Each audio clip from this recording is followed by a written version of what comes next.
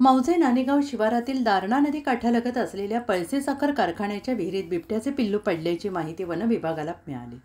तात्काळ नाशिक वनपरिक्षेत्रातील वन्यप्राणी बचाव पथक, रेस्क्यू नाशिक डिव्हिजन सर्व आवश्यक साहित्यांसह रात्री 8:30 घटनास्थळी पोहोचले. सदर विहिरीच्या सभोवताली दगडी बुरुजांचे बांधकाम आहे. बिबट्याचे पिल्लू विहिरीवर असणाऱ्या फळ्यांच्या आच्छादनातील झडपेतून खाली पाडण्यात आले असावे. विहिरीवरील काही फळ्या बाजूला करून दोराच्या सहाय्यानं पिंजरा विहिरीत सोडण्यात आला. काही वेळ घेतल्यानंतर सदर पिल्लू रात्री 11:30 वाजण्याच्या सुमारास अलगदपणे पिंजऱ्यात आले. नंतर पिल्लासह पिंजरा विहिरीबाहेर काढून घेण्यात आला. घटनास्थळी पोहोचण्याचा अरुंद आणि बिकट रस्ता तसेच विहिरीजवळील क्लिष्ट संरचना यावर मात करत सदर रेस्क्यू ऑपरेशन यशस्वीपणे पार पडणे. सदर पिल्लास पुढील उपचार आणि कार्यवाहीसाठी वन्यप्राणी उपचार केंद्र म्हसरूळ येथे रवाना करण्यात आले.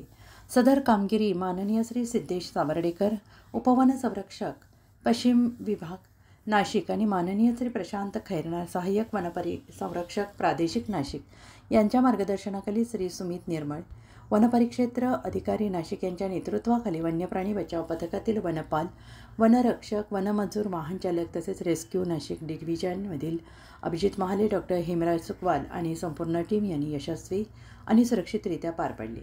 सदर कारवाईत स्थानिक लोकप्रतिनिधी, शेतकरी आणि ग्रामस्थांचे मोलाचे सहकार्य लाभले. उत्तर महाराष्ट्र न्यूज नेटवर्कसाठी पुरुषोत्तम कांडेकर, देवळाली.